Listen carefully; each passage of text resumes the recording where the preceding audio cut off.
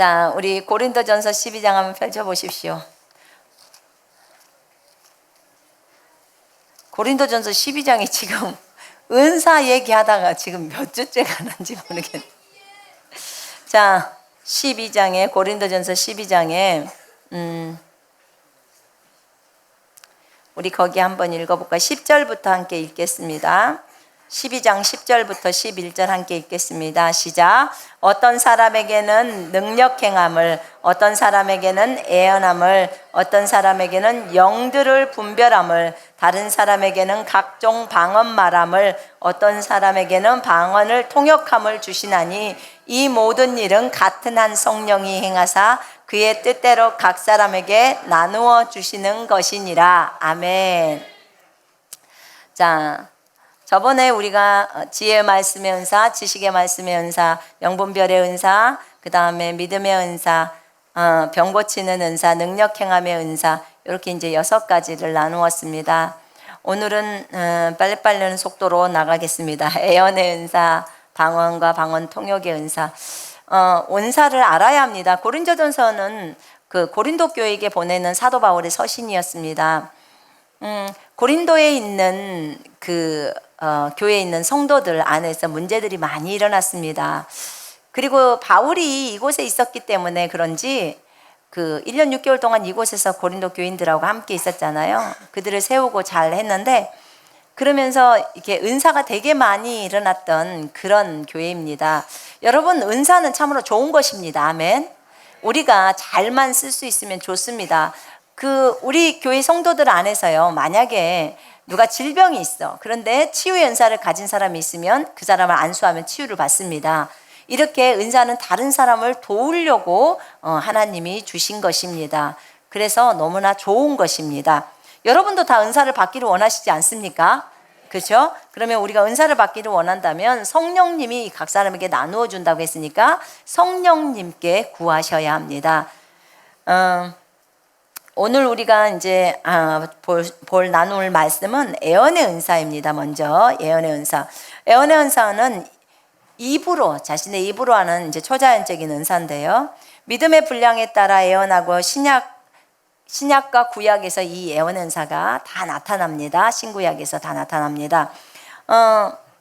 이게 초자연적인 은사예요. 이 사람의 앞길에 대해서 애언이 나옵니다.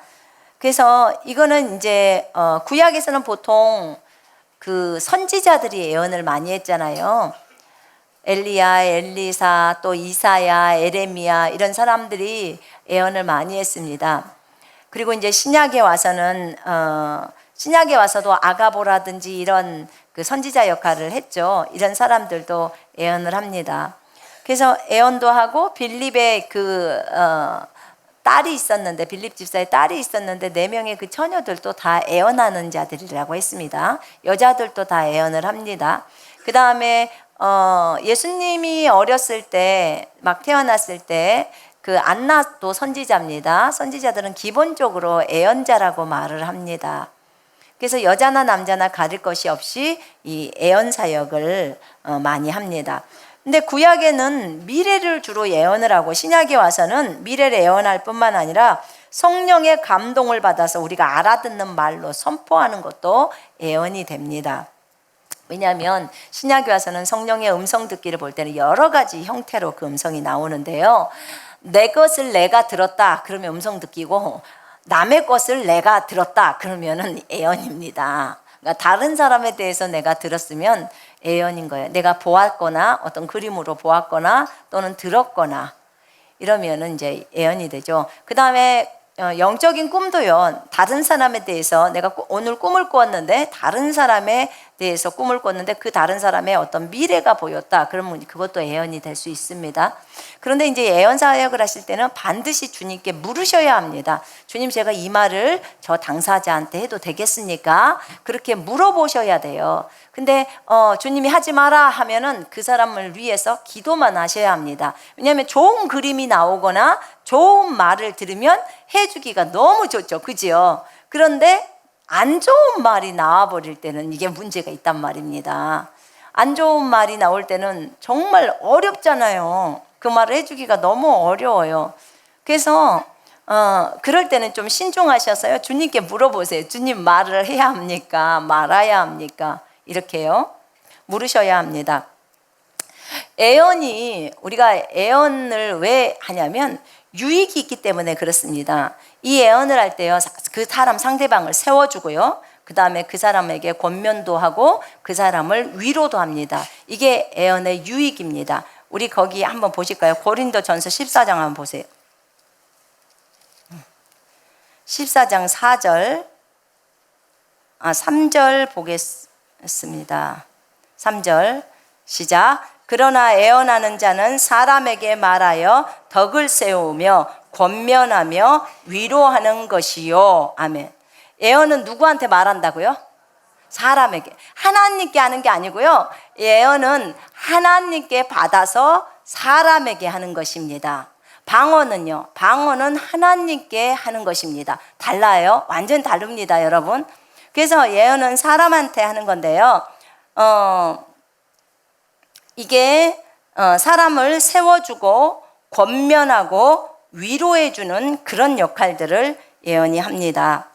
그래서 우리가 예언의 은사를 받으신 분들이 예언을 할 때 맞는 경우도 많이 있지만 틀리는 경우도 되게 많습니다.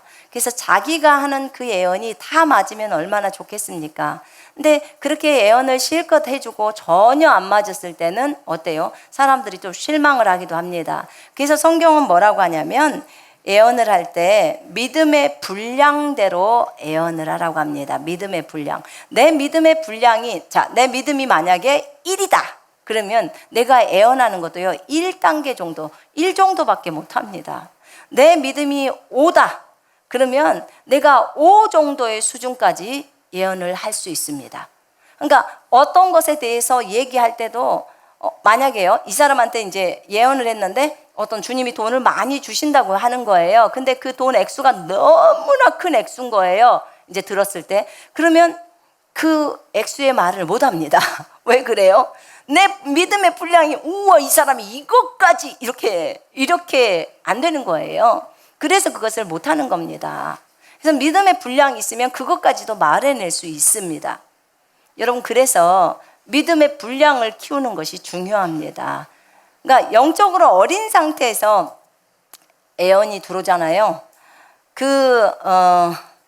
제가 보니까 은사는 어린 사람도 다 봤거든요. 은사는 어린 사람도 봤는데 너무 영적으로 어린 상태에서 예언이 나오기 시작하면요, 이 사람은 교만해질 수 있는 확률이 굉장히 높습니다. 교만해질 수 있는 확률이 높고, 그 다음에 다른 사람들을 이렇게 장악을 하려고 하는 게 많아요. 그러니까 이렇게 예언해 주니까 다른 사람들이 의지를 하게 돼 있어요. 그러다 보니까 이 사람은 지금 자기 힘으로 하는 게 아니에요. 주님이 말해준 것을 그냥 전달만 하는 거예요. 아멘. 여러분, 은사를 잘 이해해야 돼요. 자, 치유도 똑같습니다. 나한테서 무슨 엄청난 능력이 있는 게 아니고요, 여러분 안에도 그 엄청난 능력이 동일하게 있습니다. 예수 그리스도가 능력이시죠. 아멘. 다 있어요. 그런데 주님이 은사를 주셨기 때문에 갖다가 손을 얹는 거예요. 그러면 실제로 치유는 누가 해요? 내가 해요? 주님이에요? 그렇죠. 주님이 하는 거예요. 그냥 믿음으로 우리는 손을 얹은 거예요. 순종해서 얹은 겁니다. 아멘. 이렇게 하면은 내가 교만해질 수 있을까요? 없을까요? 교만 안 하겠죠? 여러분, 항상 이렇게만 생각해 주세요. 아, 우리는 통로구나. 따라하세요. 나는 주님의 통로입니다. 나는 주님의 통로입니다. 주님의 통로라면, 항상 주님의 통로라면 그냥 나는 도구일 뿐이니까 항상 겸손하게 있을 수 있어요. 그런데 이 은사가 나가면, 사람들이 낳고 그러면 자기가 한 것 마냥 그렇게 나가버리면요, 이제 여기서부터는 교만이 올라오기 시작합니다. 그건 안 되는 거예요. 여러분, 아까 말했죠? 예언도 똑같습니다. 주님이 알려주는 거 하는 거예요. 기적을 행하는 것도 똑같아요. 주님이 손을 얹게 하신 거예요. 그래서 거기에서 빵도 수북이 나오는 거예요. 무슨 내 손에만 특별히 능력이 있는 건 아닙니다. 아멘. 하나님이 일하고 계시는 거예요. 그것을 놓치면 안 돼요. 그러면 잊어버려요. 누가 우리의 주인인 것을 분명하게 알아야 됩니다. 여러분의 주인, 은사의 주인은 주님이십니다. 아멘. 여러분 것에서 그냥 여러분의 어떤 육신에서 나오는 게 아니에요. 여러분 육신을 봐봤자 별 기대할 게 없어요. 정말 기대할 게 없어요. 여러분 중요한 것은 뭐예요? 우리 속사람이에요. 속사람. 아멘. 우리 속에 있는 그리스도입니다. 그분이 보석입니다. 그분이 빛입니다. 아멘. 이거 놓치면 여러분 교만에 빠져버려요. 오만해져 버립니다. 그래서 많은 은사를 쓰시는 분들이 어려움을 당하는 거예요. 어려움.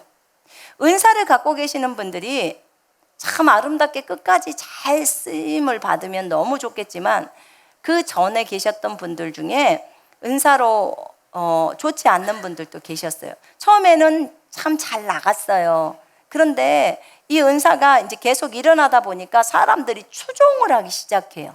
그 사람을. 추종을 하다 보니까 도가 넘어가 버리는 거예요. 도가. 그 다음에 특별히 치유사역을 하다 보니까 치유사역을 하시는 분들 중에 돈을 너무 밝히시는 분들이 계세요. 나는 어떤 자매한테 들었는데요. 돈을 1,000만 원을 안 갖고 오면 치유 기도를 안 해준다고 그렇게 말을 했대요. 돈을 1,000만 원을 안 갖고 오면 치유 기도를 안 해준다 그랬대요. 그래서 어떻게 했어요? 그랬더니 갖다 줬대요. 세상에 세상에 이럴 수가. 그래서 그분이 그걸 요구하냐고. 치유하시는 그 목사님이 그걸 요구하세요? 그랬더니 네, 요구하신답니다.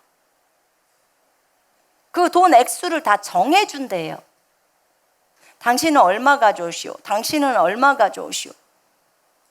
여러분 그 은사 누가 줬는데요? 하나님이 줬어요. 하나님이 그걸로 돈 벌어먹으라고 줬나요? 그걸로 장사하라고 준 건가요? 이건 아니잖아요. 이건 정말 아니에요. 정말 큰일 납니다. 그러면 큰일 나요. 예언하시고 돈 받고 그러면 안 돼요. 진짜 안 됩니다. 이게 주님으로부터 분명히 주님이 그랬잖아요. 우리한테 거저 받았으니까 거저 주라. 아멘.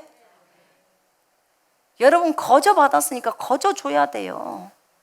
나는 이런 것을 받으면 하나님 앞에 서원을 했으면 좋겠어요. 여러분들이 아예 하나님 앞에 하나님 제가 은사가 나타나면 진짜 거저 주겠습니다. 아예 딱 못을 박아요. 그래갖고 주님 만약에요 제가 은사를 해가지고 그걸로 인해서 막 1,000만 원씩 2,000만 원씩 갖고 오라게 해가지고 막 그렇게 해서 돈을 벌고 막 그렇게 할 것 같으면 주님 은사를 싹 걷어가 버리십시오. 이렇게 해요. 이게 진짜 좋은 게 아니잖아요. 왜냐하면 주님도 우리를 다 치유하실 때 공짜로 해주시는데 거저 받았으니까 거저 주는 거잖아요.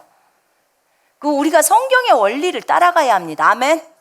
진짜 이거 중요해요, 여러분. 여러분에게 나중에 은사가 들어왔을 때는 여러분 이거 배우신 대로 그대로 하셔야 합니다. 여기서는 제대로 배워놓고 가서는 딴짓을 하시면 안 돼요.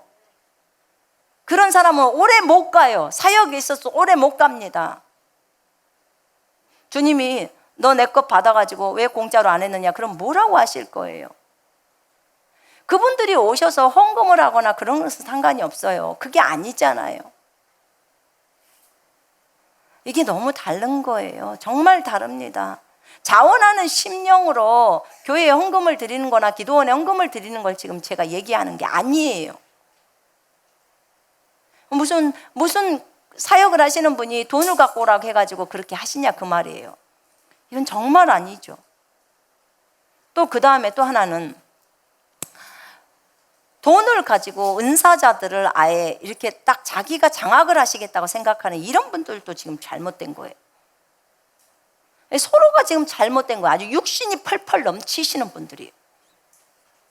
절대 하나님의 은사 선물을 가지고 장난질 하시면 안 됩니다. 아멘. 예수님이 어떻게 하셨는지를 우리는 봐야 합니다. 그래서 내가 거저 받았으니까 거저 주려고 해야 합니다. 거저받았으니까 거저주려고 해야 합니다. 그러면 전혀 문제가 일어나지 않습니다. 어떤 분이 기도를 받으러 갔는데 돈을 가지고 오면 기도해 주겠다. 그러면 가지 마요. 안 가면 되잖아요. 그럼 뭐들을 가냐고. 주님한테 직접 구하세요. 주님, 저 사람이 돈 갖고 오래요. 주님이 돈 갖고 오라고 시켰나요? 하고 물어봐요. 시켰나요? 우리 예수님은 안 그랬는데 저 사람한테 하나님 아버지께서 특별히 시켰나요? 그럼 돈 갖고 오라고 안 했다고 하면 주님, 제가 저 사람한테 가야 될 이유가 없으니까 주님이 저를 직접 치유시켜 주세요. 이렇게 구하십시오. 왜냐하면 저분은 성경대로 안 하니까 내가 안 갈 테니까 주님이 직접 해주세요. 이렇게 구하십시오. 아멘. 그런 용기가 좀 있으셔야 합니다. 그래서 여러분들이 어디에 누구에게 애언을 받으러 가거나 무엇을 받으러 갈 때요, 치유 기도를 받으러 갈 때도 마찬가지예요. 주님 앞에 주님 이 시간에 저분을 통해서 만져주십시오. 이렇게 간절히 기도하고 받으셔야 합니다. 그런 마음으로. 그렇다고 그 안수자들을 함부로 업신여기라는 게 아니에요. 그분들을 당연히 존중하죠. 또 안수해 주니까 감사하죠. 그러나 그분도 지금 예수 그리스도께서 보내셨기 때문에 안수하는 겁니다. 우리 안수하는 사람들은 안수 받는 자랑 마음이 같아야 돼요. 치유를 위해서 기도를 받으러 오면요, 저도 제가 아파봤기 때문에 알잖아요. 아픈 사람은 아픈 사람의 심정을 알아요. 그래서 불쌍히 여겨져요. 불쌍히. 그래서 믿음으로 손을 얹습니다. 주님, 이 시간에 이 사람을 치유시켜 주십시오 하는 그 마음으로 손을 얹습니다. 그래서 주님이 치유시켜 주시는 거예요. 애원하시는 분도 동일해요. 왜냐하면 지금 너무나 형편이 어려워. 사업의 부도의 위기야. 지금 회사가 어떻게 갈 줄을 모르고 있는 그런 상황이에요. 그럴 때 내가 어떻게 할 것이냐? 하나님이 나에게 무엇을 말씀하실 것인지 주님, 저에게 알려주십시오. 또는 모르니까 내가 애원하시는 저 목사님을 통해서 나에게 들려주십시오 하는 거예요. 애원의 은사예요. 이걸 통해서 이 사람이 저 사람을 보면서 어떻게 하냐면, 그림이 보이는데요, 고속도로가 보여요. 그러면 뭐예요? 지금 사업이 부도의 위기 속에서 가는데 고속도로가 쫙 뚫려 있는 게 보여요. 그리고 차가 싱싱 달립니다. 그럼 뭐예요? 앞으로 일이 잘 될 거라는 얘기예요. 그러면 이 진짜 어려움이 처한 이 사람에게는 힘이 돼요, 안 돼요? 되지요. 오, 주님이 정말 좋은 그림을 보여주셨어. 그럼 그 그림을 딱 붙들고 가는 거예요. 제가 중국에 있었을 때요, 캐나다에서 오셨던 한 그 할머니 목사님이 계셨는데, 그 목사님이 저를 놓고 기도를 해주시는 거예요. 그분은 이렇게 텔레비전처럼 항상 보인대요, 기도만 하면. 그런데 보이는데 뭐라고 하냐면, 저를 놓고 기도를 하는데 앞에가 이렇게 눈이 내려가고 눈이 있다는 거예요. 눈이 있는데요, 근데 예수님이 제 앞에서 눈을 막 이쪽으로 이렇게 제가 이제 길을 이렇게 가는데, 제가 길을 쫙 가는데 예수님이 눈을 딱 잡고 눈이 제 옆으로 못 오게 딱 치워준다는 거예요. 그러고 계속 계신다는 거예요. 그래서 선교사님, 길을 갈 때 평안하게 가십시오. 그리고 담대하게 가십시오. 주님이 전부 눈이 선교사님한테 못 가게 다 막고 계십니다. 예수님이 나타나서 다 막고 계신다는 거예요. 그 예언을 저한테 해주시더라고요. 너무 감사했어요. 감사합니다. 그러니까 자기는 그냥 텔레비전처럼 딱 어떤 사람을 놓고 기도하면 보인대요, 그림이. 그래서 그것을 설명해 주는 거예요. 이게 애언의 은사예요. 은사가 들어온 거예요. 그걸 말을 해 주는 거죠. 그래서 예언을 하실 때, 예언의 은사가 있는 분들은 그래서 믿음의 분량대로 예언하는데 또 정직하게 예언해야 합니다. 어떤 분은 예언을 하다가 자기 생각을 더해요. 절대 그러지 마요. 그건 진짜 유익이 안 되는 거예요. 왜냐하면 하나님이 보여주신 대로, 들려주신 대로 말을 하는 것입니다. 아멘. 그런데 하나님이 보여주시고 들려주시는 말이 성경적이지 않아. 그러면 해야 돼요, 안 해야 돼요? 안 해야 돼요. 안 해야 돼요. 안 해야 합니다. 성경적인 말을 하셔야 합니다. 아멘. 그거는 여러분들이 분별하셔야 합니다. 분별하셔야 돼요. 성경적이지 않는 말을 하면 저 사람은 가짜네가 금방 드러납니다. 금방 드러나요. 그래서 그것을 아시고 예언을 해 주실 때 말씀해 주신 대로만 그렇게 하면 되겠습니다. 또는 그 예언을 하시면서 다른 사람에게 내가 당신을 예언해 줬으니까 당신은 나만 추종하시오, 이렇게 말을 해서는 절대 안 됩니다. 여러분, 그거는 옳지 않아요?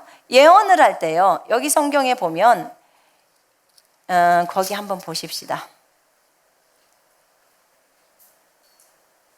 자, 29절, 14장 29절에 보세요. 예언하는 자는 둘이나 셋이나 말하고 다른 이들은 분별할 것이요, 만일 곁에 앉아있는 다른 이에게서 계시가 있으면 먼저 하던 자는 잠잠할지니라. 너희는 다 모든 사람으로 배우게 하고 모든 사람으로 권면을 받게 하기 위하여 하나씩 예언할 수 있느니라. 예언하는 자들의 영은 예언하는 자들에게 제재를 받나니 하나님은 무질서의 하나님이 아니시요 오직 화평의 하나님이시라. 무슨 말이냐면요, 지금 여기 14장에는 너희들이 모일 때 찬송시도 있고 가르치는 말씀도 있고 계시도 있고 방언도 있고 통역도 있다는 거예요. 지금 과거에 이 바울이 고린도 전서를 썼을 때 그곳에서 예배드리는 형식은 지금 이렇게 예배드리지를 않았어요. 이 형식은 뭐냐면, 보세요. 사람들이 모여요. 가정교회식으로 모이니까 모여서 이 사람에게 하나님이 찬송에 대한 감동을 주면 찬송을 읊어요. 찬송시 있죠. 시편도 읊고 내 안에서 어떤 마음의 감동이 성령이 일하시기 때문에 그럼 읊습니다. 그 다음에 가르치는 말씀을 주님이 딱 마음에 줘요. 그럼 그 사람이 또 가르칩니다. 그냥 그 자리에서 바로 해요. 그 다음에 또 계시가 왔어요. 하나님이 어떤 말씀에 대한 계시를 확 줬다. 그럼 또 그 사람이 또 말을 해요. 그 다음에 이쪽에서 지금 방언이 나옵니다. 그러면 방언을 하면 그 옆에 사람이 또 통역도 합니다. 이렇게 막 많이 그냥 앉아서 모여서 이렇게 합니다. 성령의 인도대로 하는 거예요. 우리처럼 이렇게 나와서 제가 와서 설교를 혼자서 쭉 하고 내려가고 이렇게 하지 않고요. 그냥 가정교회식으로 모여서 같이, 많은 숫자는 아니겠죠. 한 곳에 많이 모이지는 못하잖아요. 숫자가 그 넓은 장소가 없기 때문에 이렇게 합니다.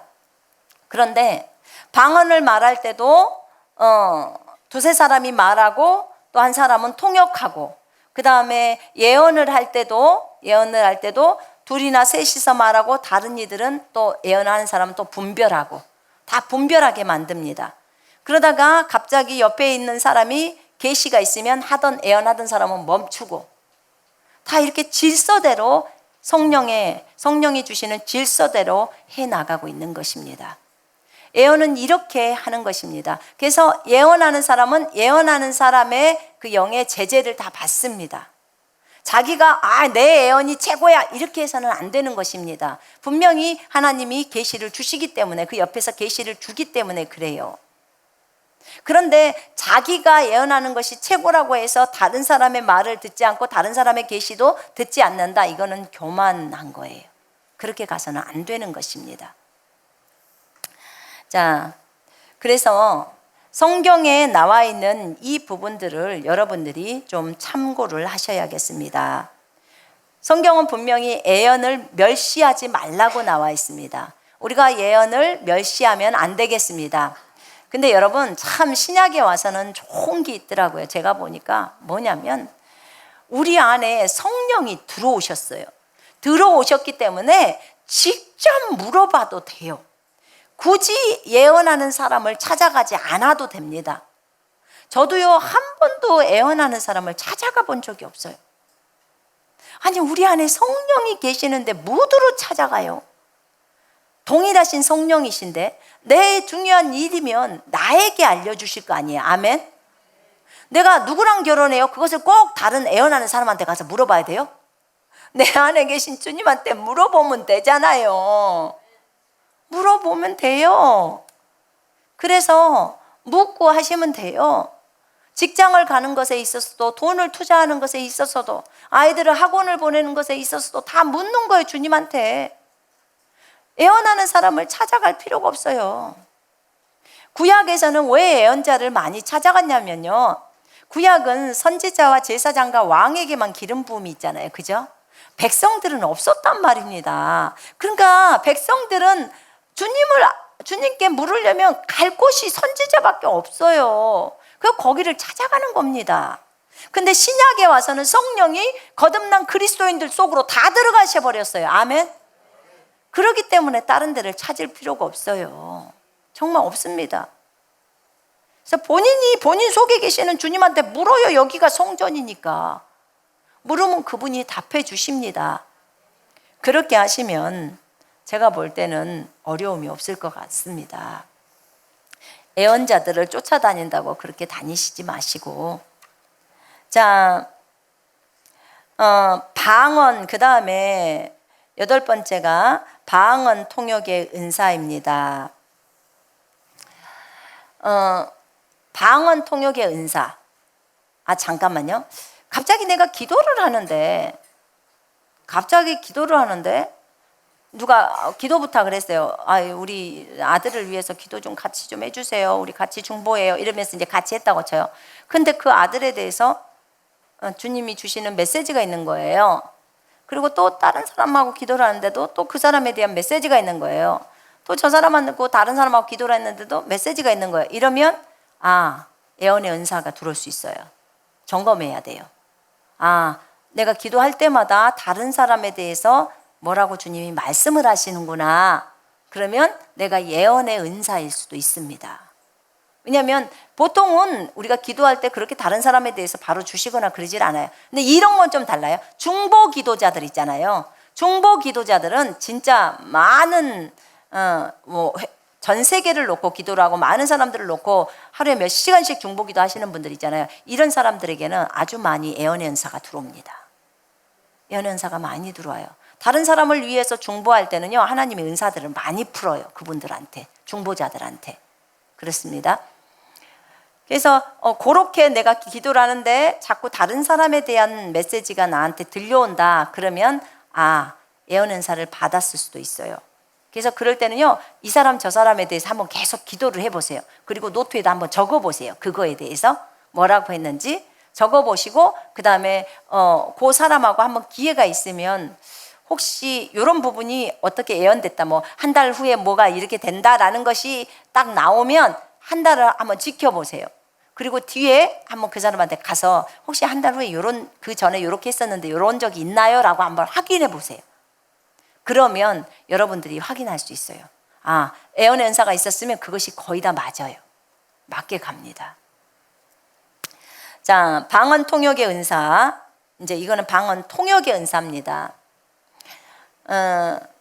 우리가 하나님이 우리한테 방언을 주시잖아요. 방언을 주시고 이제 방언 통역을 하는데, 우리가 방언 통변의 은사는 분명하게 성경에서 뭐라고 하냐면 주님께 구하라는 거예요. 그러면 주님이 그 은사를, 방언 통변의 은사를 주신다고 했습니다.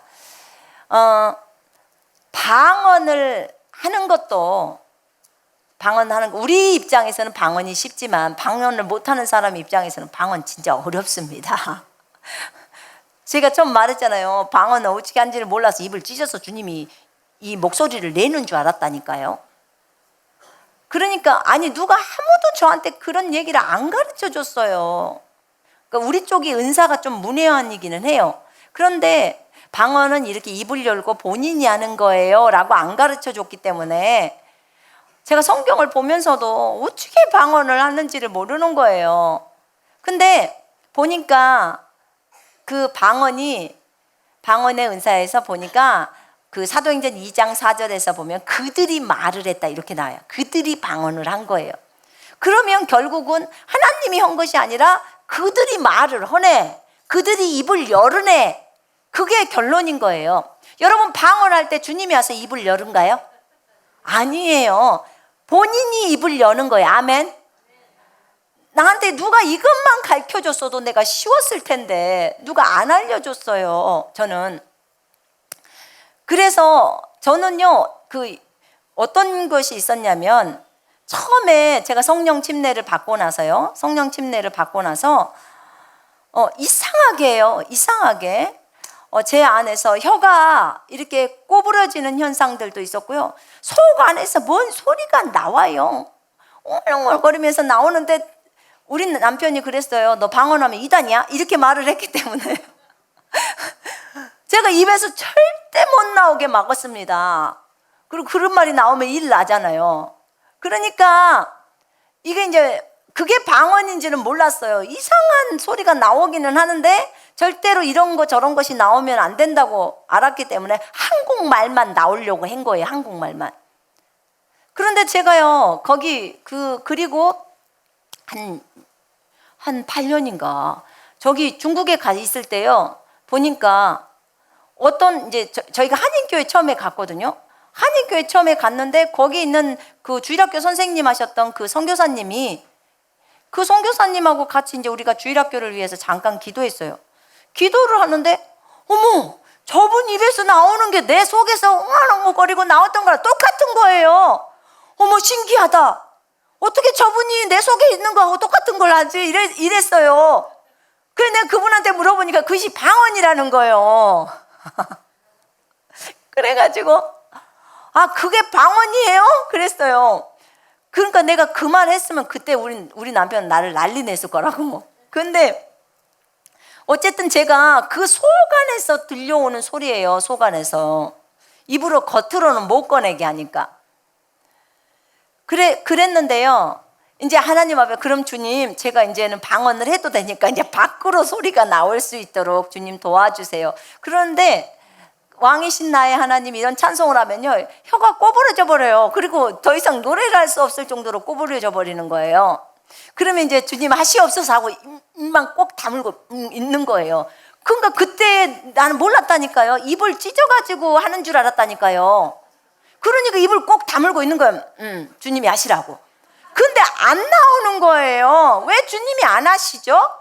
정말 이해를 못했어요, 제가. 그러다가 어느 날 브라질인지 어딘지, 제가 밤 12시부터 아침 6시까지가 제 기도 시간이에요. 그래서 철야를 혼자 방에서 하는데 어느 날 브라질을 놓고 막 그 기도 24시 기도 뭐 하는 거 있잖아요. 기도 정보 책. 그걸 두꺼운 걸 놓고 막 기도를 해요. 제가 브라질이라는 나라를 위해서 중국에서 있었던 일인데.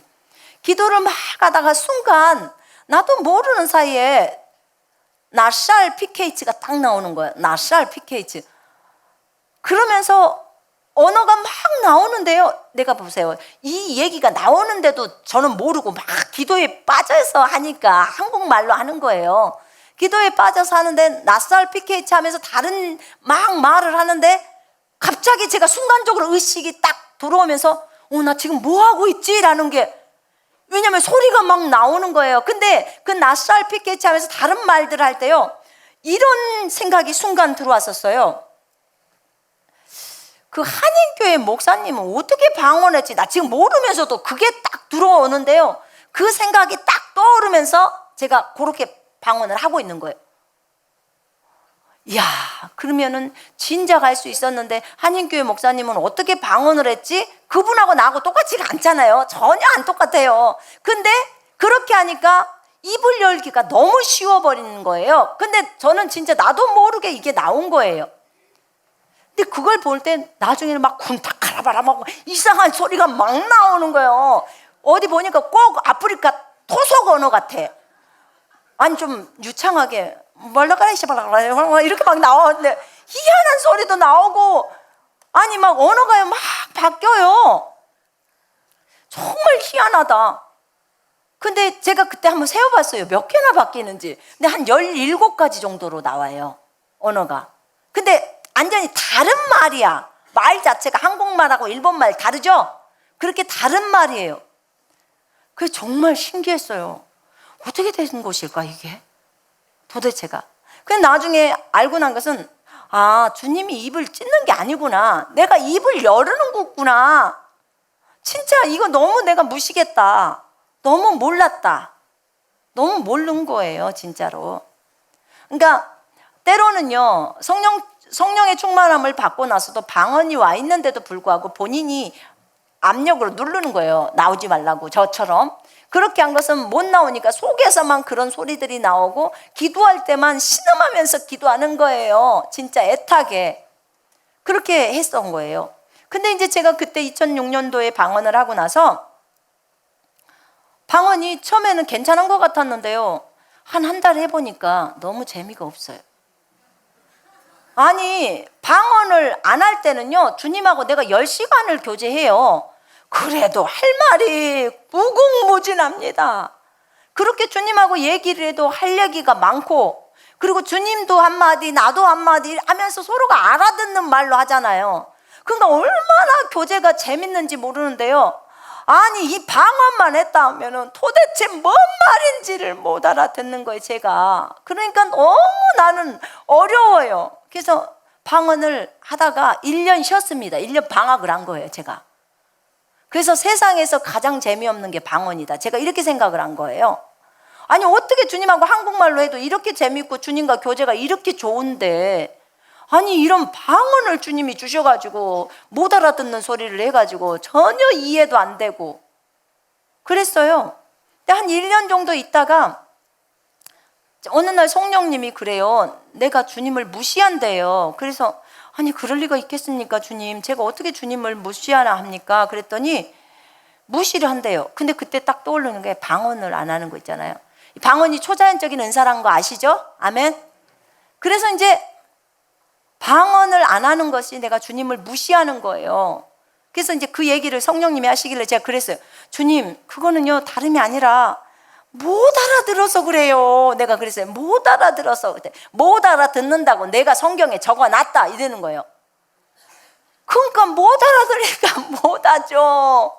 나는 알아듣게 주님하고 이렇게 소통을 하고 싶은데, 아니, 방언을 처음 했는데, 처음 할 때 무슨 방언을 할 때 나는 환상도 보이는 것도 아니고요, 하나도 그런 게 없어요.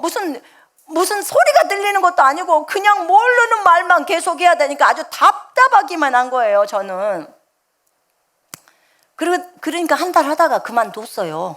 그만둬버린 거예요. 그리고 그냥 또 말로 그냥 기도하는 거예요. 말로 기도할 때는 다 들려와요, 소리가. 그래서 이제 말로 기도도 성령 안에서 저희가 기도를 한 거예요. 근데 이제 그 1년 후에 성령님이 그 얘기를 하시면서 이제 얘기를 하면서 제가 하나님 앞에 회개 많이 했습니다. 하나님, 잘못했어요. 그게 초자연적인 은사인데, 주님이 주신 너무나 좋은 은사인데 내가 너무 무시했습니다.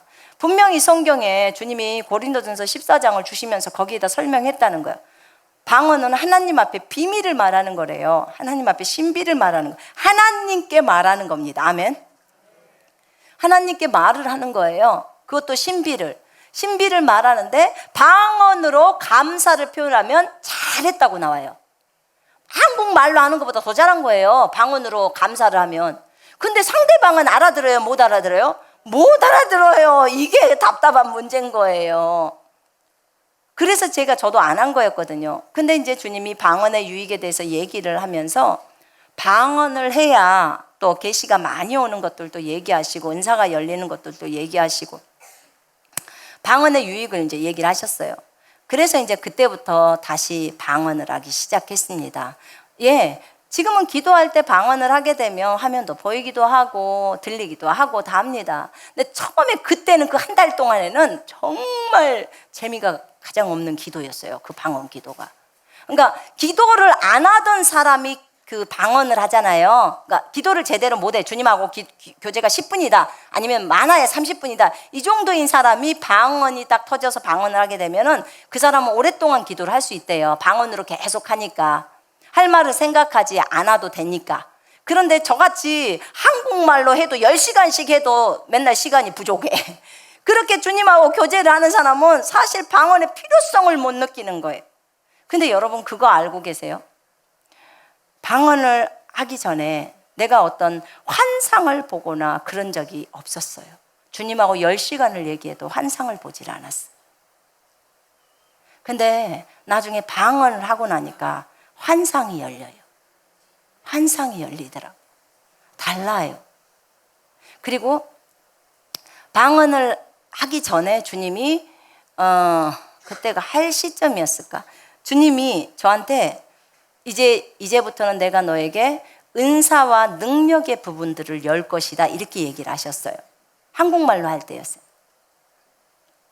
그러고 나서 방언을 했네요. 방언을 하고 그리고 나서부터는 이제 은사들이 들어오기 시작하는 거예요.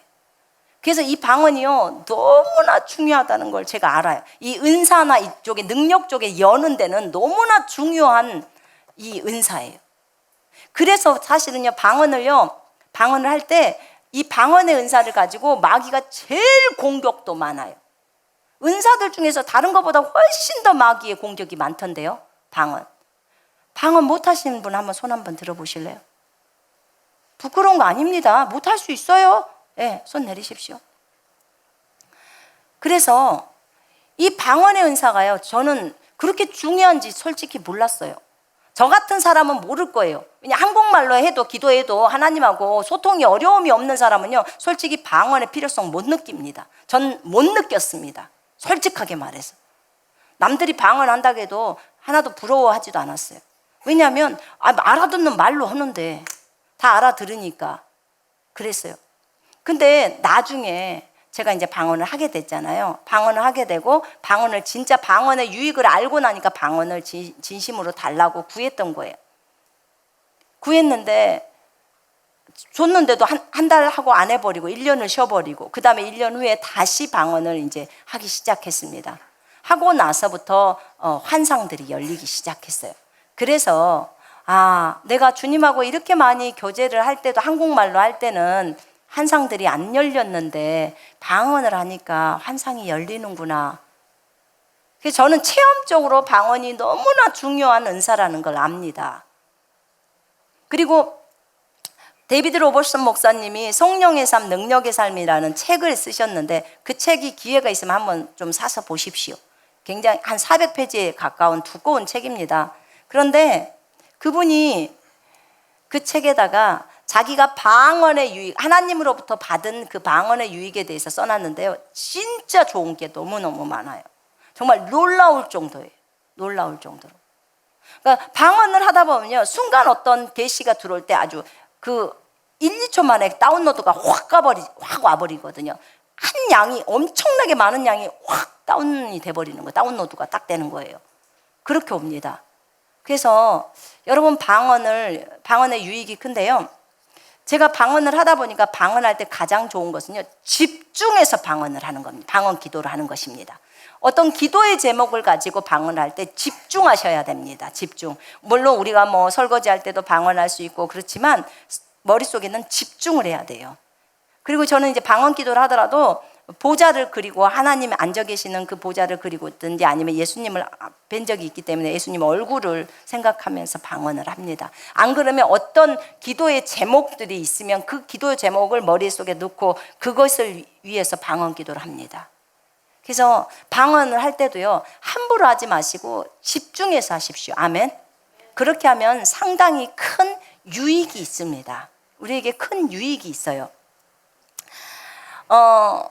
방언은요 보통은 방언 통변을 하다 방언을 얘기하는 방언 먼저 얘기할게요. 방언을 하실 때 이러는 경우도 봤어요. 여러분 방언은 우리가 하나님 앞에 하나님께 하는 기도잖아요. 하나님께 드리는 기도고 무슨 일이 일어날 때마다 주님이 미리 어떤 그림들을 보여주거나 알려주면 방언으로 그 기도를 함으로써 그 일들을 막는 경우도 있어요. 이 방언의 유익 가운데서요 어떤 것들이 또 독특하게 있냐면 어떤 기도 제목을 몰라요. 모르는데 그 사람을 위해서 기도를 해야 된다는 부담감이 와. 근데 뭘 기도를 해야 될지 몰라요. 하나님 내가 저 사람을 위해서 지금 주님이 어떤 부담을 주시는데 저 사람의 무엇을 위해서 기도할까요? 그런데 모르겠어. 그럼 좋습니다. 주님이 원하시는 거 그거 하나님 이루어 주십시오. 제가 지금부터 방언으로 기도합니다. 방언은 성경에서 분명히 고린도서에 말할 때, 고린도전서 14장에서 말할 때 내 영이 기도하는 거라고 했습니다. 내 영이 기도하는 것이기 때문에 하나님, 내 영이 지금부터 하나님 앞에 그 사람을 놓고 기도하오니 하나님 인도해 주십시오 하고 방언으로 기도합니다. 근데 평강이 들어올 때까지 기도해요. 평강이 내 안에서 평강하다, 마음이 평안하다, 또는 찬송이 흘러나온다, 요러기 전까지는 기도를 안 멈춥니다. 그리고 계속 그 사람을 위해서 기도합니다. 그러면 나중에 어떻게 돼요? 평안합니다. 그럼 그때는 기도를 멈추셔도 됩니다. 예, 그거 이제 보호가 된 거예요. 그 기도에 대해서. 그래서 방언 기도는요, 그럴 때가 좋더라고. 한국말로 하는 기도는 뭘 위해서 기도했는지 꼭 물어봐야 되거든요. 근데 방언 기도는 그거 안 물어봐도 다 돼요. 영이 하는 기도기 때문에. 성령으로 기도하는 거기 때문에요, 아주 완벽한 기도입니다. 그래서 여러분 많이 방언으로 기도하시기를 바랍니다. 아멘. 집중해서 하라고 했습니다. 그런데 여러분 이런 것도 있습니다. 방언 기도를 하실 때 어떤 사람들에게 제가 이제 본 건데요. 방언을 받으실 때, 방언을 하실 때 영적으로 어린 사람은 조금 주의하셔야 돼요. 주의한 게 뭐가 있냐면 방언을 하다 보면 영적 세계가 열리는 경우가 있어요. 영적인 세계가. 우리가 보통 기도할 때 우리의 영의 눈을 열어달라고 기도하죠. 영의 눈을 열어달라고 기도해요. 그런데 영의 귀도 열려요. 영의 귀가 열리면 영적 세계의 소리가 들려옵니다. 영적 세계의 소리가 들려요. 자, 여러분께 저번에 말씀드렸습니다. 우리는 영입니다. 아멘. 영이기 때문에 영의 세계의 소리를 듣는 건 당연해요? 당연하지 않아요? 당연합니다. 당연합니다. 당연해요. 영이기 때문에 영의 세계의 소리를 들어요. 마귀의 소리도 들을 수 있고 하나님의 소리도 들을 수 있고 천사의 소리도 들을 수 있어야 합니다. 아멘. 그런데 영적으로 너무 어린 상태에 있는 상태에서 영의 귀가 열리면 마귀 소리가 들려오면 못 견뎌요. 어려워요. 우리들한테 지금 들려주면 우리는 견디죠. 이 부분에 있어서 얼마든지 이것을 오히려 이용하죠, 우리가. 그런데 영적으로 아주 어린 사람은 이게 열리면, 마귀 소리가 들려오면 어려워요. 하루 종일 여러분한테 욕하고 있는 XX 욕소리가 들린다고 한번 생각해봐요. 어려워요? 쉬워요? 어려워요. 그래서 방언을 할 때 영의 귀가 열려달라고 구하지 마시고요. 영적으로 어릴 때는 안 열리는 게 저는 좋은 것 같아요. 좀 영적으로 성숙할 때 열리면 다 우리가 먼저 성경을 충분히 읽고 나서 열리면 우리가 다 적용할 수가 있잖아요. 아멘. 욕심내지 마시고, 그래서 방언할 때 하나님 아버지, 이거는 기도하기 위해서, 중보하기 위해서 방언이 필요합니다, 이렇게 구해 보십시오. 아멘. 요걸로 사용을 해 보십시오. 그걸로 막 영의 귀를 열어주시고 영의 눈을 열어주시고 막 이래가지고 보는 것 때문에 마귀가 계속 이 보이는 것 때문에 너무 힘들어서 그걸로 막 뭔 조현병인지 무엇인지 그런 병명이 막 생기고 그걸로 어려움 당하고 귀에 마귀 소리가 들려서 막 그게 어려움을 당하잖아요. 그래서 여러분 그 방언을 하실 때 그런 부분은 좀 주의하시면 좋겠습니다. 그 다음에 특별히요, 영적으로 어린 사람이 이제 방언을 하잖아요. 방언을 합니다. 근데 방언을 하다 보면 아까 그 마귀 소리가 들려왔을 때 이때 분별을 잘 해내야 돼요. 분별을 잘 해내야 되는데 속 안에서 들려오니까 전부 하나님의 음성인 줄 알고 있어요. 그래갖고 속임당하는 사람들이 있었어요. 그 소리가 어떤 한 형제가 그런 소리를 들었는데 그 마귀의 소리를 주님으로 알아버린 거야. 그래가지고 너 내 말 안 들으면 내가 너 지옥 보낼 거야. 이것에 이제 완전히 딱 장악을 당하는 거예요. 여러분, 우리 주님이 너 내 말 안 들으면 지옥 보낼 거야 이렇게 말씀합니까? 그러니까 그만큼 주님을 모르는 거잖아요. 성경을 너무 모르는 거예요. 성경을 모르면 이렇게 당하는 거예요. 그래서 먼저 하나님의 말씀이 충분히 우리한테 들어와야 합니다. 아멘. 그렇게 하고 은사를 받으면 문제가 없어요. 그런데 이거는 막 은사부터 받다 보니까 문제가 있는 거고요. 그 다음에 은사를 받을 때 그러니까 영적 분별력이 없는 거죠. 여기에서 성경과 다른 소리가 들려온다. 그러면 그거는 쳐내야 되는 거예요. 그죠? 그런데 그것을 안 해놓으니까 전부 들려오는 소리가 다 주님인 줄 알고 다 받는 거예요. 이거 심각한 거예요. 그죠? 심각합니다. 우리는 생각할 때 보통은 사람들이 아이고 뭐 이렇게 말하면 금방 알죠. 그런데요, 막상 그것이 들리기 시작하면요, 그러지 않아요.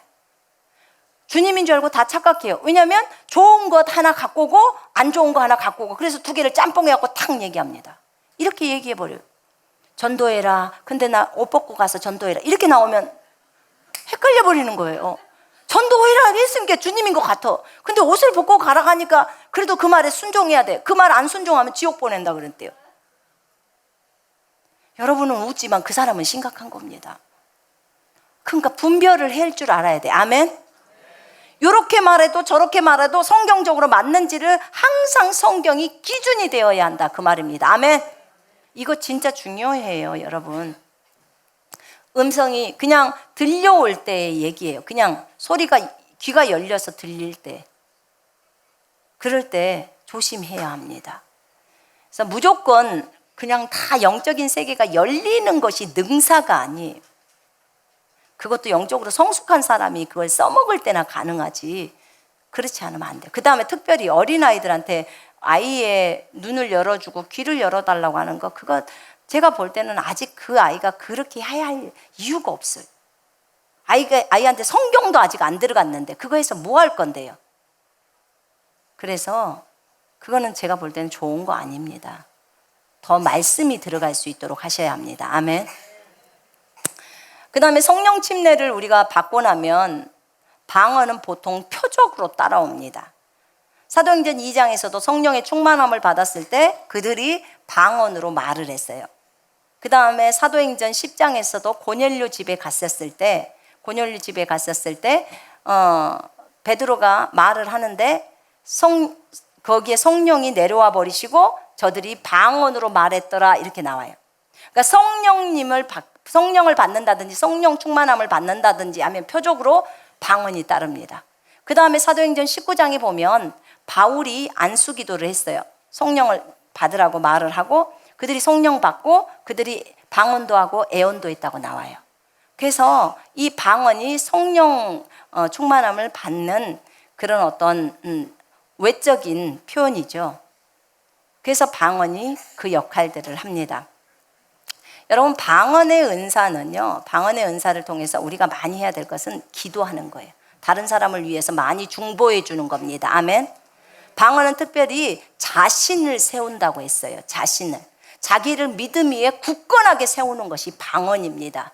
예언은 다른 사람을 세워줘요. 교회를 세워줍니다. 근데 방언은 자기를 세워요. 자기를 세웁니다. 이걸 잘 아시고, 또 어떤 사람들은 방언에서 통역이 없으면 방언을 하지 말라고 하지 않았습니까? 27절에 이거는요, 방언으로, 14장 27절에 방언으로 설교할 때의 얘기예요. 방언으로도 설교했느냐? 예, 하셨어요. 저기 케네세긴 목사님도 방언으로 설교하셨어요. 그럼 옆에서 통역이 따르는 거예요. 본인이 직접 통역을 하시든지.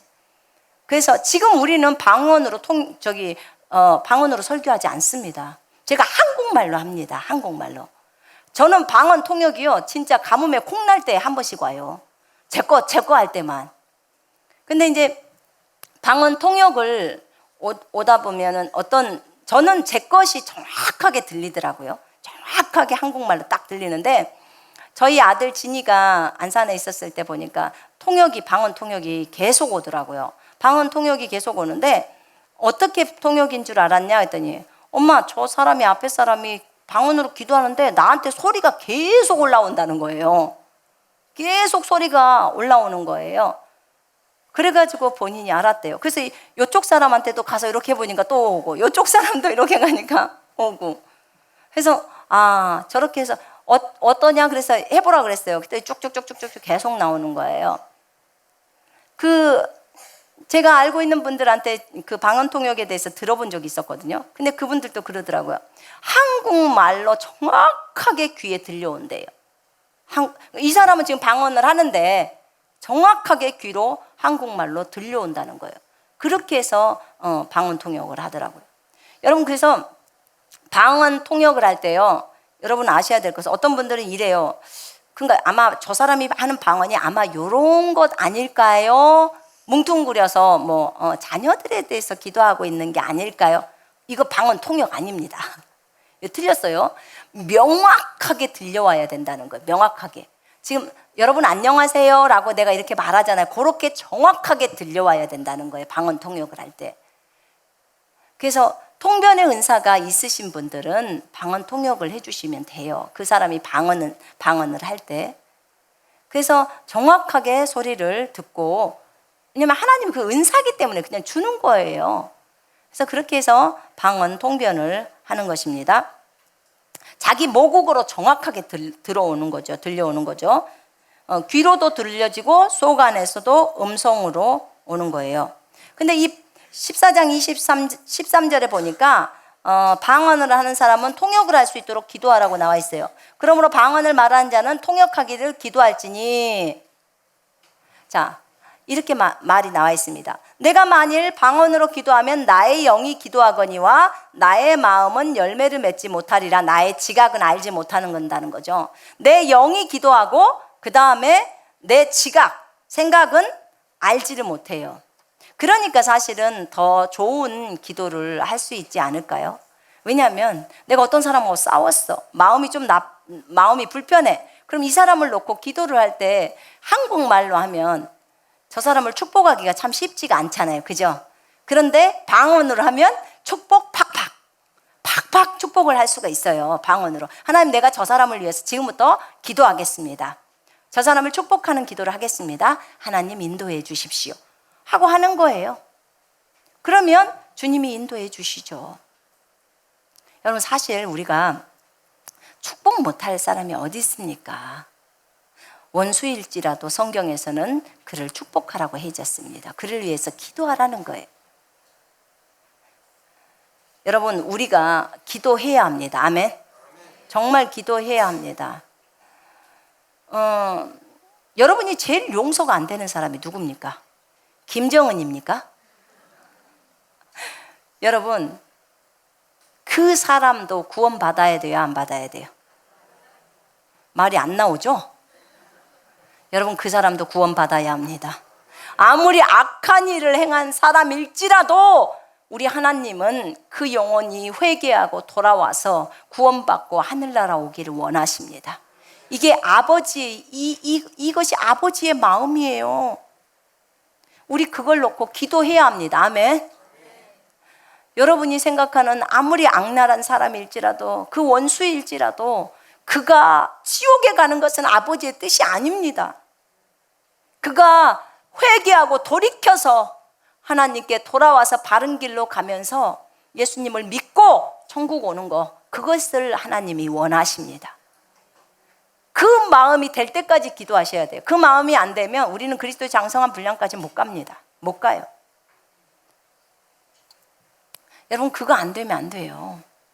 그러면 그건 주님의 마음을 모르는 거예요. 우리가 주님의 마음을 알아야 되잖아요. 그래서 기꺼이, 그게 김정은이든 그게 무슨 살인을 몇 명 한 사람이든 간에 다 용서해야 합니다. 여러분, 우리도 주님의 원수였습니다. 아멘. 그런 원수인 우리들을 사랑해서 죽기까지 하신 주님인데 전 인류를 위해서 다 죽으시지 않으셨습니까? 주님이. 그런데 그 사람은 용서 못하고 사랑을 할 수 있는 사람만 사랑한다면 그건 말이 안 됩니다. 여러분이 그래서 내가 용서를 못하고 있는 사람이 누구인가 생각하시고 그 사람을 놓고는 방언으로 기도하십시오. 안 되면 방언으로. 시어머니를 용서 못합니까? 그러면 방언으로 하세요.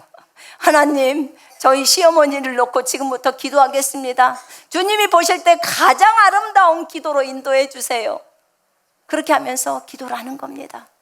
그러면 하나님이 최고로 받으시기에 합당하신 기도를 주시지 않을까요? 엄청 시어머니를 축복하면서. 여러분, 그리고 그것이 된다면 이제 한국말로 해보십시오.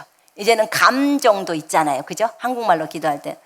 이미 하면서 내 마음이 누그러져 버렸으니까 다 용서하고 용납할 수 있잖아요. 시어머니도 자식으로 보라니까요. 자식으로. 그럼 다 품을 수 있잖아요. 자식. 그렇게 하면 다 품고 갈 수 있습니다. 용서 못할 사람이 어디 있습니까? 우리 주님은 우리에게 방언이라는 이 좋은 은사를 주셨습니다. 그래서 기도하면서 진짜 많은 사람들을 도울 수 있게 했습니다. 그리고 또 어쩔 때도 좋냐면요, 어떤 사람들의 계략 있잖아요. 어떤 계략들이 무너질 수 있도록 또 하나님 앞에 구하는 겁니다. 하나님, 저 사람들의 계략이 나쁜 계획이 있는 것 같은데 하나님 이것이 예수 그리스도 이름으로 다 무너지게 해주시고 진짜 저 사람들이 바른 계획들을 할 수 있도록 인도해 달라고, 그리고 저 사람들을 위해서 제가 방언으로 기도합니다. 이렇게 하면서 또 기도를 해보시기를 바랍니다. 하나님이 주신 정말 좋은 은사들이잖아요. 이 은사들을 우리가 활용할 줄 알아야 합니다. 아멘. 이것은 기도하는 은사이기 때문에 우리가 우리 자신을 세울 뿐만 아니라 또 다른 사람을 위해서 중보할 때도 많이 사용합니다. 여러분, 방언 기도는 성령, 우리 안에 있는 내 영과 성령이 연합되어 있잖아요. 그래서 성령 안에서 하는 기도이기 때문에 그 기도가 온전한 기도입니다. 그것을 알면 우리가 기쁨으로 방언 기도를 하게 되고요. 이사야서 28장 11절로 12절에 보니까 방언을 기도할 때, 방언으로 말할 때 이게 영적인 상쾌함이 들어온다는 거예요. 그러니까 피곤할 때는 저 같은 경우는 침대에 누워서 막 방언을 합니다. 그러면은 그렇게 하면은 그 피곤한 상태 속에서 어떻게 잠을 든다고 생각하잖아요. 근데 그 다음날 아침에는 진짜 개운해요. 이게 그 상쾌함이에요. 이거 중국말로 하면은 거기 안에가 굉장히 很舒服 하다는 거야. 완전히 몸이 우리나라 말로는 상쾌함인가 이게? 그러니까 굉장히 평안한 거예요. 여러분, 굉장히 그날 일을 아주 고나게 했어요. 근데 깨끗이 씻고 침대에 탁 누웠을 때 편안해요, 안 편안해요? 편안함, 그 편안함. 그리고 아침에 잠을 자고 일어날 때 아주 개운함, 그런 거 있잖아요. 그런 거예요, 방언 기도가. 그래서 피곤하면 절대 그냥 자지 말고 방언을 10분이라도 하다가 자요. 그러면 영적인 모드에서 자니까 또 영적인 꿈을 꿀 수 있고요. 그 다음에 아침에 일어났을 때 아주 개운하고 좋지 않습니까? 그렇게 방언 기도를 하면 굉장히 유익이 큽니다. 우리는요, 방언을 할 때 많은 부분에 있어서 모릅니다. 많이 몰라요. 그러나 우리가 배운 것은 방언은 우리 자신을 세운다고 할 때 영어로 이렇게 그 세운다 할 때 빌드업이라고도 하고요, 차지라고 해요. 그러니까 저기 코드가 있잖아요. 저 코드에다가 우리가 그 충전을 하잖아요. 코드를 꼽잖아요. 전기나 뭐 핸드폰이나 이런 걸 할 때. 그러면 코드를 딱 꼽으면 충전이 되죠. 그죠? 그런 것처럼 우리도 주님께 충전이 되는 시간이에요. 저게 방언, 충전. 그래서 여러분, 이 충전하는 시간이 방언이라면 우리는 아예 꽂고 살고 싶죠. 그죠? 주님한테 코드를 아예 꽂고 살고 싶지 않으세요? 24시간 꽂아도 좋아. 그렇게 꽂고 살고 싶은 것입니다. 그래서 여러분, 우리의 영이 세움을 받는 거예요, 방언은. 그래서 그렇게 하면 좋겠습니다. 그 다음에 유다서 1장 20절에 보니까 방언은 우리의 믿음을 세웁니다. 우리의 믿음을 세워줘요. 그래서 여러분, 방언 기도를 많이 하시기를 바랍니다. 방언 기도도 많이 하시고, 나는 그래도 모르겠다, 그러면 한국말 기도도 많이 하세요. 그러니까 방언 기도 1시간 했으면 한국말 기도도 1시간 하시고, 그렇게 번갈아서, 여기 보니까 내가 영으로도 기도하고 또 지각으로도 기도하면 내가 영으로도 찬송하고 또 지각으로도 찬송하리라. 그러니까 영으로 기도하는 것은 방언 기도, 영으로 찬송하는 건 방언 찬양, 그 다음에 지각으로는 한국말로 기도, 그 다음에 한국말로 찬양. 한국말로 했을 때는 내 감정까지도 다 느낌이 오죠. 그죠? 근데 방언으로 하면 감정의 느낌은 없어. 그런데 여러분, 이런 경우는 있습니다. 나도 요즘은 방언으로 기도하면서도 많이 웁니다. 여러분들도 울지 않아요? 방언 기도할 때 눈물 많이 나죠? 네, 많이 납니다. 이미 이제 그것에 익숙해져 있어요. 그리고 내가 만약에 지금 북한을 놓고 기도를 한다. 그럼 그 북한의 백성들을 놓고 기도하면 그것을 방언으로 올리면 막 울어요. 눈물을 흘리죠. 그들이 불쌍히 여겨지고 하나님 그들을 만져주시라고, 그들이 전부 예수께로 돌아올 수 있게 해달라고 그렇게 구합니다. 그래서 여러분, 방언 기도에 유익이 있으니까 방언을 많이 하시기를 바랍니다. 자, 방언 통변의 은사도 늘 주님 앞에 여러분 달라고 구하셔야 합니다. 그래서 이 두 가지가 같이 오면 여러분이 사역을 하는데 굉장히 유익합니다. 유익해요. 자, 방언은요, 성령께서 나눠주시는 은사인데, 마가복음 16장에 보니까 16장 17절에 보면 믿는 자에게는 이런 표적이 따르니 너희가 내 이름으로 새 방언을 말하며 이렇게 나와요. 새 방언을 말한대요. 그러니까 저는 그 전에 제가 알고 있었던 것은 고린도전서 12장이었어요. 그러니까는 성령께서 나눠주시는 걸로 초자연적인 은사로 나눠주시는 것이 방언인데 주님의 원함에 따라. 그런데 마가복음을 알다 보니까 마가복음에는 믿는 자가 새 방언을 말한다는 거예요. 그래서 믿는 자가 새 방언을 말하기 때문에 우리가 믿는 자라면 방언을 말할 수 있어야 합니다. 그 말에 의하면. 그러니까 제가 쿤밍에 갔을 때 그 사역자에게 지금도 기억이 나는데, 그 사역자가 방언을 받고 싶어서 3년인가를 쫓아다녔는데 못 받았대요. 근데 그 중국 자매가 주님에 대한 원망함이 있더라고요. 저하고 얘기할 때. 왜 다른 사람은 다 주고 자기는 그렇게 기도하고 싶은데 안 주냐는 거예요. 그래서 어떤 말씀 때문에 그래요? 고린도전서를 딱 붙들고 주님이 원하는 사람에게 나눠준다는 거야. 주님이 자기를 원하지 않는데요. 자기는 주님을 원하는데, 이러니까 주님한테 원망이 있는 거예요. 그래서 제가 그랬어요. 자매님, 그러면 그 말씀 신경 쓰지 말고 내가 여기 마가복음 16장 17절을 한번 줘볼게요. 그리고 이제 같이 읽었어요. 그랬더니 깜짝 놀라는 거예요. 아니, 믿는 자가 새 방언을 말한다는 말을 자기가 못 봤다는 거예요. 자기 사역자라서 성경 많이 읽었는데. 그럴 수 있잖아요, 우리. 그래서 그러면 자매님은 믿는 자세요? 그랬더니 저는 믿는 자입니다. 그럼 방언을 말할 수 있겠죠? 네, 말할 수 있습니다 라고 하는 거예요. 그럼 지금부터 기도해 봅시다. 그렇게 하고 우리가 손을 얹고 같이 기도했어요. 기도를 하는데 1분도 안 돼서 방언이 터져 나오는 거예요. 터져 나오는데 정말 잘하는데 이 자매가 막 엉엉엉엉 우는 거예요. 그래서 방언이 엄청나게 어려운 줄만 알고 있다가 너무 쉽게 방언을 해버리니까 자기가 생각할 때 좀 어이도 없는 것 같고 이런 생각이 드나 봐요. 그런데 막 기뻐서도 울고 나중에 막 춤도 추고 그 자매가 막 그랬었는데 얼마나 기뻐하는지. 그래서 자기가 너무 오해했다고 그렇게 말하더라고. 오해했대요. 어떤 사모님이 자기에게 방언에 대해서 가르쳐 주셨는데 그렇게 안 했나 봐요. 그래가지고 하나님이 자기만 원하지 않는다고 생각을 했대요. 이게. 그래서 참 우리가 쉽게 받을 수 있는 방언은 하나님이 다른 은사하고는 좀 다르겠다. 다른 은사하고 좀 다른 게 방언은 믿는 자면 새 방언을 준다고 했기 때문에 하나님께서 분명하게 이 기도를 하게 하려고 이렇게 방언의 은사는 주시겠구나라는 생각이 들었습니다. 여러분, 방언을 필요로 하신다면 진짜 하나님 저에게 방언을 주셔서 내가 다른 사람들을 위해서도 기도하고 나 자신을 믿음 위에 굳건하게 세울 수 있도록 하기 위해서 또 기도하겠습니다. 하나님 인도해 주십시오. 이런 자세가 있어야겠습니다. 여러분, 방언을 업신여기시면 안 됩니다. 아멘. 업신여기지 마시고 많이 하십시오. 그리고 방언 통변의 은사도 달라고 구하십시오. 자, 이건 알지 못하는 방언일 때입니다. 그 다음에 언어적으로 나오는 방언이 있습니다. 여러분, 언어적으로 나오는 방언이 있어요. 방언은 보통요 어느 나라 말의 한 단어하고 요거랑 막 섞여서도 나오기도 하고요. 그 다음에 아예 영어 방언이, 영어를 한마디도 못하는데 영어 방언이 나오기도 해요. 그러면 이거는 완전히 이 지상에서 쓰는 언어잖아요. 그러니까 봐보세요. 우리나라의 엄마라는 단어하고 어디 다시 일본의 어떤 다른 단어가 섞이면 우리 잘 모르잖아요. 이렇게 섞이니까. 그러니까 이런 거랑 똑같은 거예요.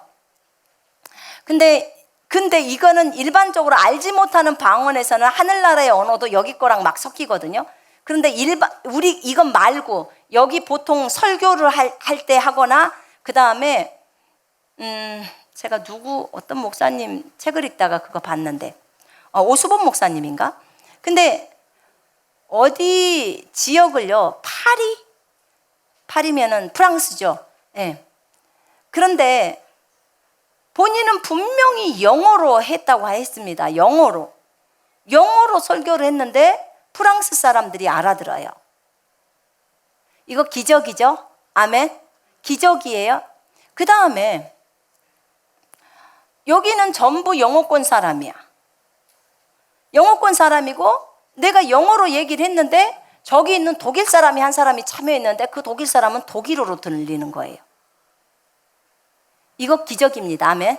이것도 방언에서 일어나는 역사들이에요. 그래서 하나님이 그 사람들의 마음을, 그 중에 한 사람이 어떤 사람을 움직여야 되기 때문에 소리를 그렇게 들리게 해버리는 거예요. 참 신기하죠? 근데 이런 역사들이 지금도 일어나요. 지금도. 그래서 우리가 알지 못하는 방언은요, 하나님 앞에 기도로 하는 방언이에요. 이렇게 방언 설교를 할 것 같으면 통역이 있어야 되지만 통역이 없으면 하나님하고 그 한 사람하고만 교회에서 해도 됩니다. 그렇게 적어져 있어요. 성경에 고린도전서 14장에. 교회에서 방언을 해도 돼요. 근데 설교 가운데 통역이 없으면은 설교는 하지 말고 하나님하고 이 사람하고만 개인적으로만 하라는 거예요. 그렇게 적어져 있는 거죠. 여러분, 이것을 알았으면 우리가 방언 기도도 많이 해야 되고, 그 다음에 일반적인 언어적인 방언 있잖아요. 지금 현재 나라에서 전 세계에서 쓰고 있는 이런 방언의 은사도 달라고 구해 보십시오. 특별히 여러분이 어디 선교지에 어디 나라에 간다 그러면 적어도 언어를 배우려면 2년은 딱 이를 악물고 고생을 해야 합니다. 2년 동안은 해야 되는데 하나님 저에게 방언의 은사를 주셔서 그 나라 언어가 술술 나오게 해주십시오. 이렇게 한번 구해 보시기를 바랍니다. 여러분, 이제 은사에 대해서 다 나누었습니다. 은사는 하나님께서 각 사람에게, 그러니까 성령께서 한 성령이 행하사 그의 뜻대로 각 사람에게 나누어 주십니다. 그걸 통해서 다른 사람을 도우라고 주시는 것입니다. 아멘. 그래서 이 부분을 가지고 다른 많은 사람들을 도우시기를 바랍니다. 이건 고린도전서에서만 나와 있는 지금 은사예요. 로마서에서 나와 있는 은사가 또 있습니다. 로마서에서 나와 있는 은사는 애언의 은사, 섬김의 은사, 가르침의 은사, 위로의 은사, 구제의 은사, 다스림의 은사, 긍휼의 은사, 이런 은사들이 또 7가지가 지금 나와 있는데, 제가 보니까요, 이 은사들을 대부분은 한 사람 이상은 다 갖고 있어요. 여러분, 섬김의 은사 있죠? 많이 있죠? 네, 있을 겁니다. 또 가르치는 은사도 있을 것입니다. 다른 사람에게 용기와 동기부여를 주고 싶어하는 그런 위로의 은사도 있을 겁니다. 나는 어떤 사람하고 얘기만 하면 저 사람이 위로를 받더라. 이건 위로의 은사가 있는 거예요, 여러분한테. 그럼 그 사람은 위로를 많이 해주는 거 역할들을 하면 됩니다. 그 다음에 또 어떤 사람은 구제를 잘해요. 다른 사람을 돕는 거 있잖아요. 다른 사람 필요를 보고 그것을 잘 도와주고자 하는 이런 구제의 은사가 있는 사람도 있고요. 그 다음에 어떤 사람은 또 다스림, 여러 사람을 잘 조화시켜서 잘 이끌어가는 거, 이런 다스림의 은사가 있는 사람이 있고요. 그 다음에 또 어떤 사람은 다른 사람들을 불쌍히 여겨요. 그 주님의 사랑으로 그들을 불쌍히 여겨서 포용해주는 이런 긍휼, 이런 은사가 있어요. 이게 지금 전부요, 은사예요, 은사. 로마서에서 나와 있는 은사. 그래서 여러분, 이 은사는요, 이 아까 우리에게 주는 성령의 9가지 은사 있잖아. 고린도전서 12장에 사역에 쓰는 그 은사하고는 또 다른 은사인데요. 이 9가지가 중에 하나 없더라도 요 7가지는 또 있습니다. 여러분한테 반드시 있게 돼 있어요. 그래야 교회가 서로가 서로를 도우면서 돌아갈 수 있습니다. 그렇기 때문에 여러분, 나는 은사 없어, 이렇게 말하면 안 돼요. 주님이 줬는데 없다고 말하면 안 된다고요. 그래서 여러분들이 잘하는 거, 내가 재능으로 생각하는 거, 그런 것들을 가지고 다른 사람을 도우면 됩니다. 아멘. 나는 다른 사람한테 김치를 잘 만들어서 준다. 그러면 그 은사가 있는 거예요. 돕는 은사잖아요. 그죠? 섬기는 은사가 있는 거예요. 저한테 김치를 만들어서 주라면 허겠습니까? 제가 김치에다가 다시다를 친 사람이에요. 다 김치를 담을 때. 옛날에 몰라서. 그래서 각자가 다 달라요, 은사가. 그래서 서로가 그걸로 시기 질투하지 마시고 잘 섬기시기를 바랍니다. 자, 우리 기도하겠습니다.